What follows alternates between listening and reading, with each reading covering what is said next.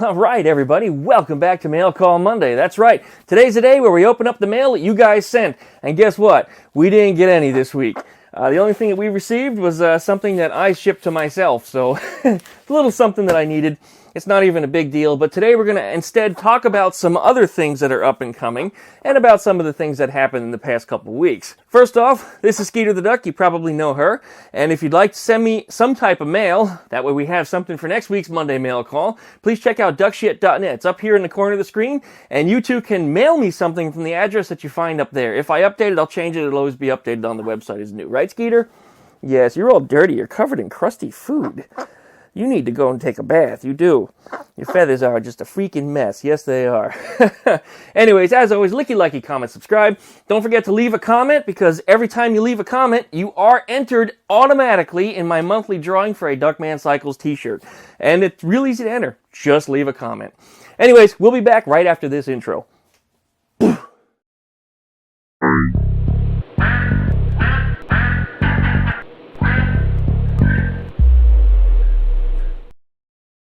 All right, well, we are back, right, Skeeter?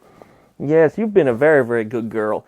Well, before we get into the mail, let's tell you a little bit about Skeeter. Skeeter went to the doctor last week. She's been getting really skinny. She's been losing a lot of weight, and I started to get a little bit concerned. So when I took her to the doctor, he looked at her and asked, how old is she? I said, well, she's going to be 18 in March, only 2 months away. He went like, whoa, just pushed her away. He's like, they don't usually even make it half that. I said, I know, this one is extremely special. So he commended me for my taking care of her and making that commitment to keeping her around so long and just taking care of her. He says, usually when they start to get a little worn out or a little worse for wear, and he said, just like this, somebody just knocks them over the head and discards them. But I couldn't do that to my little girl. I mean, this one is just an absolute blessing.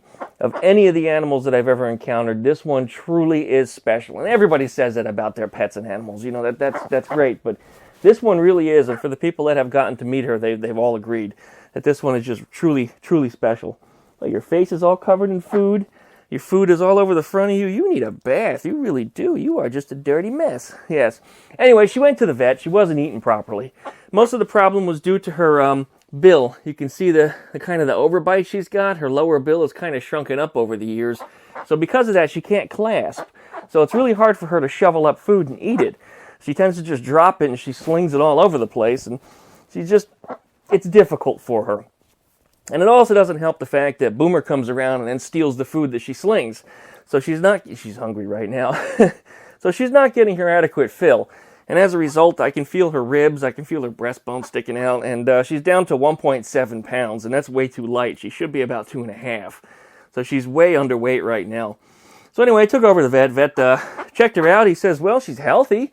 She's just having trouble eating. Yeah, that's pretty much it. So he gave me a syringe, and I'm calling it her bottle. But he told me some type of a formula that I can give to birds and to feed it to her. And he told me, how to ram it in her throat and force feed her and all the other stuff. And I said, well, I don't think we're really going to have to get into that. I said, she'll eat. And he looked at me funny, not understanding. And I said, well, if I put the thing in her mouth, she'll put up a fight. But as soon as she sees food start coming out of it, she's going to take it. And that's exactly what happened. So I got her to eat out of the bottle a couple times this week. But the funny thing is within 2 days of me bringing her back home from the doctor, she started eating normally again. And I've started separating Boomer from her in the morning when she eats her breakfast. So this little girl here is going to be around hopefully a lot longer.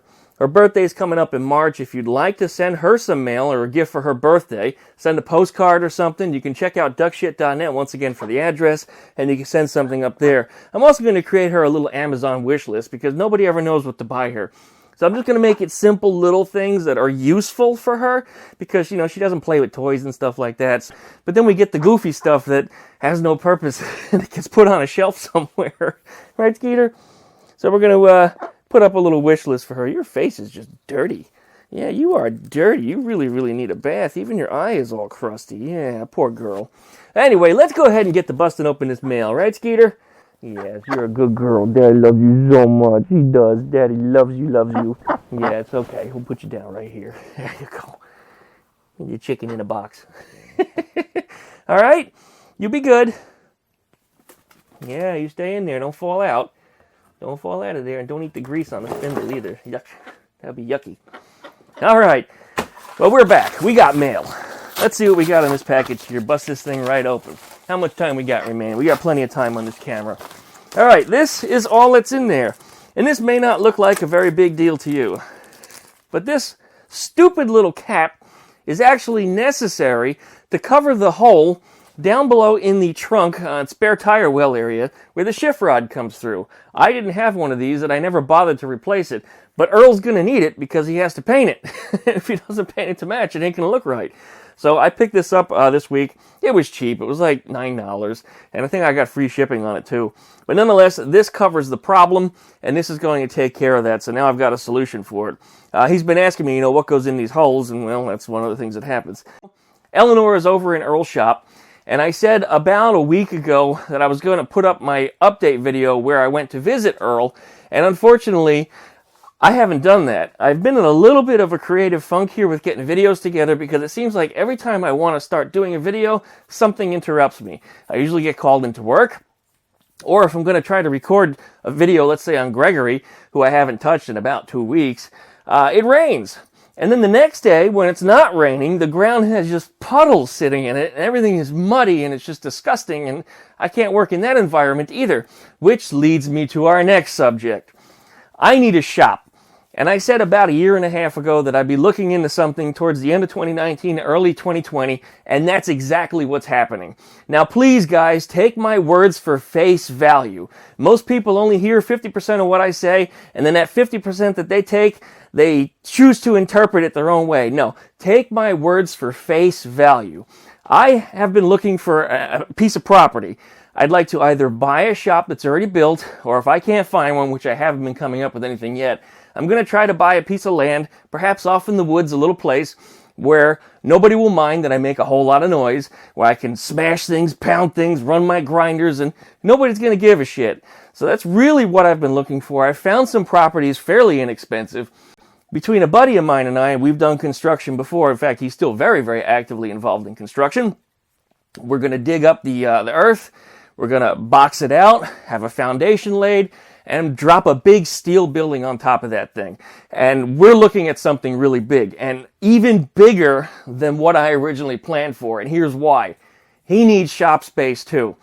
He and I are wanting to develop something together, not so much for YouTube for him. I'll be more on the YouTube side, although he will certainly be involved in videos with me.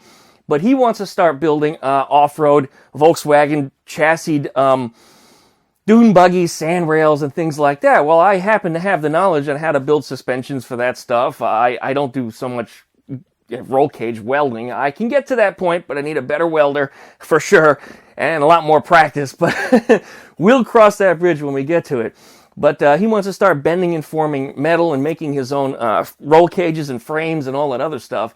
And that's one of the things I'd like to do to Gregory also, is get a roll cage put inside of that. But together, he wants to be a partial investor into building a shop that we can both share to develop things and continue to build things in the future.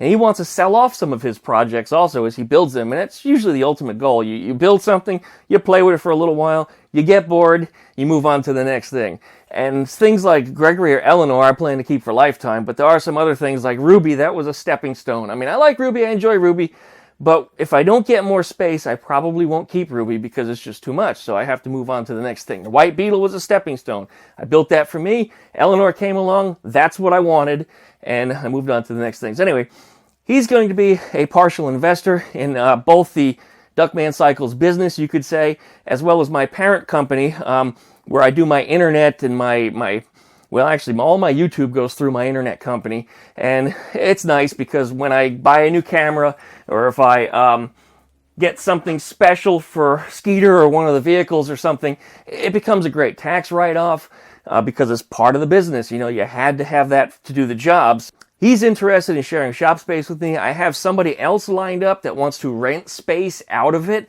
so this building just keeps getting bigger, because people will want to come into it. Now, if they don't follow through for some reason, I'm still doing it on my own. It won't be as big as what we're initially anticipating here.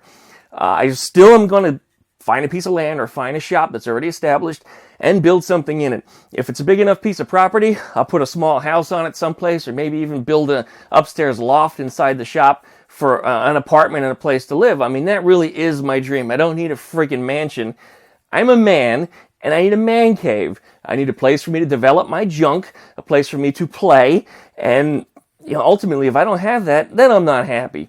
Anyway, some of the other things that are coming up in the future here is Rob, the guy who wants to build these off-road chassis with me, is also, and I've discussed this before, wants to do a TV show with me, kind of a reality show where we go out, have a couple drinks, talk to girls, and get a little dumb. Both of us are notorious for getting into mischief.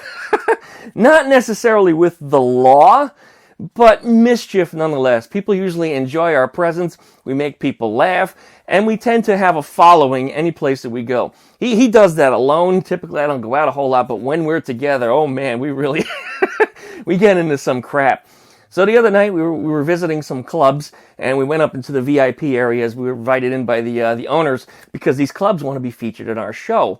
And the idea is we're going to get a bunch of girls together and just have a couple drinks and act a little stupid on camera and talk about things. It'll be kind of like the Howard Stern show. But anyway, that's something that's coming up. We already shot a pilot episode about a year ago, but so many things have changed since then that thing is long out of date, so we never ever put it up online. I was going to work with him to put it up on YouTube, but because of the subject matter, I don't think it would be very YouTube friendly as far as advertising is concerned, so we're probably going to have to wind up putting it someplace else on the internet. I don't know where it's going to go yet, but we're going to do this. This is going to be a thing. And of course, we'll promote it from my YouTube to make sure that it's out there. How many minutes we got left? We got 4 minutes left on the SD card before it pukes. Last thing, back behind me, you see that? That's a 67 Decklid. I picked that up at a car show a couple years ago for $5. It was so rotten, and it had so many holes in it, and it was beautifully patinaed, some people would say. But I think it looked like crap.